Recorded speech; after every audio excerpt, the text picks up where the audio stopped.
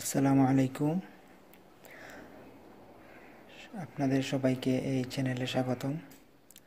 আমি AKM. Nasir Uddin, Sylhet MAG. Osmani medical college dental ইউনিটের একজন স্টুডেন্ট। আজকে আমরা যে বিষয়টি নিয়ে আলোচনা করব সেটা হলো ইরিভার্সিবল পালপাইটিস। তাহলে ফার্স্টে আসেন আমরা ডেফিনিশনটা জানি। ইরিভার্সিবল পালপাইটিস মানে কি? ইরিভার্সিবল পালপাইটিস হলো it is a persistent inflammatory condition of the pulp, symptomatic or asymptomatic, caused by a noxious stimulus. তাহলে এটা হলো একটা পারসিস্টেন্ট ইনফ্ল্যামেটরি কন্ডিশন। এই যে ডেফিনিশনটা আমরা জানলাম, persistent inflammatory condition of the pulp. পাল্পের পারসিস্টেন্ট মানে একটা স্থায়ী কন্ডিশন, স্থায়ী অবস্থা। এটা সিমটোমাটিক হতে পারে, অ্যাসিমটোমাটিকও হতে পারে। আচ্ছা, এখন আসেন এটিওলজি। কি কি কারণে ইরিভার্সিবল পালপাইটিসটা হতে পারে? Most common cause of the pulpitis is bacterial involvement of pulp through caries. এই যে যখন আমাদের দাঁতের মধ্যে ক্যারিজ হবে, ক্যারিজ হলে এর মধ্যে ব্যাকটেরিয়াল ইনভলভমেন্ট হবে। ব্যাকটেরিয়াল ইনভলভমেন্টটা হলো সবচেয়ে প্রধান কারণগুলোর মধ্যে অন্যতম ব্যাকটেরিয়াল ইনভলভমেন্ট। তারপরে আরও আছে chemical, thermal, mechanical injuries of pulp May induce pulp inflammation. Chemical reason হতে পারে, থার্মাল রিজন হতে পারে, মেকানিক্যাল ইনজুরির কারণেও ইরিভার্সিবল পালপাইটিস হতে পারে।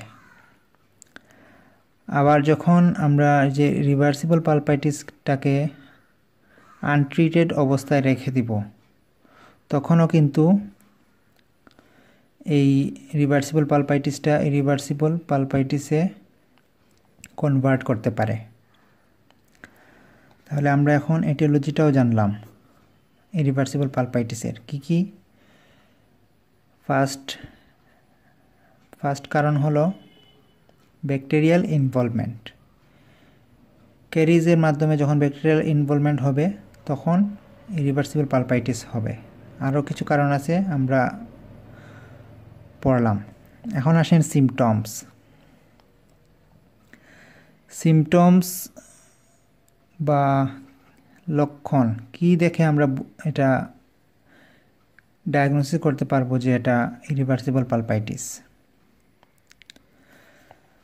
ফার্স্টে আসেন a rapid onset of pain which can be caused by sudden temperature change, sweet or acidic food খাওয়ার পরও হতে পারে। তাহলে দেখেন, র্যাপিড অনসেট অফ পেইন, একটা খুব র্যাপিড পেইন হবে যখন সাডেন টেম্পারেচার চেঞ্জ হওয়ার কারণে। হঠাৎ করে যখন টেম্পারেচার চেঞ্জ হবে তখন আপনার যদি ইরিভার্সিবল পালপাইটিস হয়ে থাকে তাহলে আপনার র্যাপিড একটা পেইন হবে, sudden rapid onset of pain. এরপরে আসেন second symptom, pain can be spontaneous in nature which is sharp, piercing, intermittent or continuous. পেইনটা হবে স্পন্টেনিয়াস, শার্প হতে পারে, পিয়ার্সিং হতে পারে, ইন্টারমিটেন্ট হতে পারে, অথবা কন্টিনিউয়াসলি হতে পারে। 3 নম্বর যে সিমটমটা হবে সেটা খুব important, pain exacerbated on bending down or lying down due to change in intrapulpal pressure. মানে পেইনটা বাড়বে, ব্যথাটা বাড়বে যখন আপনি বেন্ডিং ডাউন হবেন বা লাইং ডাউন হবেন, তখন আপনার যে পেইনটা আছে সেটা বেড়ে যাবে। তখন কিন্তু ক্লিনিক্যালি আমরা বুঝতে পারবো যে পেশেন্টের ইরিভার্সিবল পালপাইটিস ডেভেলপ করছে। এরপরে in letter stages pain is severe, boring, throbbing in nature which increases with hot stimulus. তাহলে পরবর্তীতে ইরিভার্সিবল পালপাইটিস আপনার ডেভেলপ করার পরবর্তীতে এই পেইন যেটা আছে সেটা ইনক্রিজ করবে যখন আপনি কোনো হট স্টিমুলাস এফেক্ট করবে আপনাকে আর কি। যখন আপনার কোনো হট স্টিমুলাস এফেক্ট হবেন তখন আপনার পেইনটা বেড়ে যাবে। Pain is so severe that it keeps the patient awake in night. আপনি রাত্রে ঘুমাতে পারবেন না এই পেইনের জন্য, মানে এত তীব্র পেইন হবে। The relief of pain can be simply done by use of cold water. Cold water যখন আপনি ইউজ করবেন বা ঠান্ডা পানি, তখন আপনার পেইনটা রিলিফ হতে পারে। তাছাড়া এই যখন ইরিভার্সিবল পালপাইটিসের কোনো পেশেন্ট আপনার চেম্বারে আসবে তখন দেখবেন আপনি সে পেশেন্টটা একটা জার অফ আইস ওয়াটার নিয়ে আসছে, মানে সে এটা তার হাতে রাখবে, পেইন হলেই সাথে সাথে সেই কোল্ড ওয়াটারটা ইউজ করবে তার পেইনটা কমানোর জন্য। এটা দেখো এটা আর একটা সিমটম। তাহলে আমরা সিমটমও পড়লাম। এখন আসেন ডায়াগনোসিস কীভাবে করব।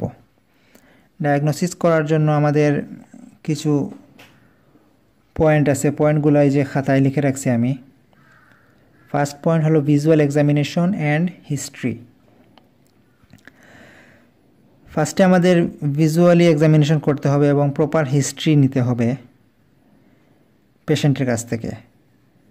On inspection one may see deep cavity involving pulp or secondary caries under restorations. ইন্সপেকশনে আপনি কি দেখতে পারেন? আপনি দেখতে পাবেন যে ডিপ ক্যাভিটি ইনভলভিং পাল্পকে ইনভলভ করে ফেলছে, এরকম একটা ডিপ ক্যাভিটি তার দাঁতের মধ্যে আছে। আবার যদি তার দাঁতের মধ্যে রেস্টোরেশন থাকে আগের, তাহলে সেখানে আবার সেকেন্ডারি ক্যারিজও হতে পারে। তারপরে আপনি রেডিওগ্রাফের মাধ্যমে দেখতে পারেন, রেডিওগ্রাফিক ফাইন্ডিংসে আপনি পাবেন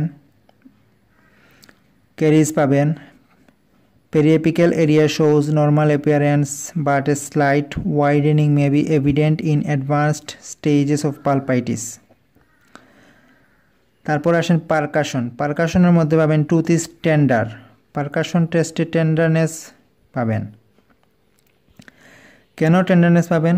due to increased intrapulpal pressure as a result of exudative inflammatory tissue.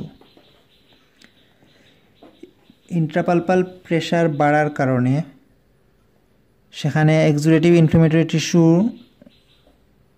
চলে আসবে।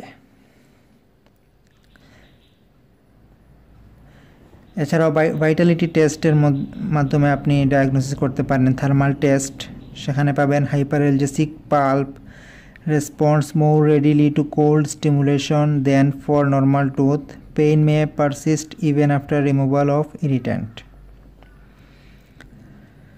মানে থার্মাল টেস্টে আপনি দেখতে পাবেন যে pulp response more readily to cold স্টিমুলেশনে পাল্পটা মোর রেসপন্স করতেছে দেন নর্মাল টুথ থেকে। আর পেইন এই স্টিমুলাস রিমুভ করার পরও পেইনটা থাকতে পারে। আচ্ছা, এখন আসেন ট্রিটমেন্ট কি দিবেন? ট্রিটমেন্ট হলো সহজ, পালপেক্টমি, রুট ক্যানেল ট্রিটমেন্ট, এগুলাই। রুট ক্যানেল ট্রিটমেন্ট সম্পর্কে আমরা আরেকটি ভিডিওতে আলোচনা করব ইনশাআল্লাহ। আচ্ছা, এখানে কিছু পয়েন্টস টু রিমেম্বার আছে, সেগুলা আমাদের একটু জানতে হবে। যেমন ইরিভার্সিবল পালপাইটিস, এটা হচ্ছে একটা পারসিস্টেন্ট ইনফ্ল্যামেটরি কন্ডিশন, এটা পারসিস্টেন্ট কন্ডিশন। 2 নম্বরে আছে pain exacerbated on lying down, relief of pain by using cold water use করলে কিন্তু পেইনটা রিলিফ হইতেছে। Patient may report dental office with jar of ice water. Patient আমাদের কাছে, মানে আমাদের চেম্বারে আসতে পারে সে জার অফ আইস ওয়াটার সাথে করে, কারণ কোল্ড ওয়াটার এটা রিলিফ করতেছে সেজন্য।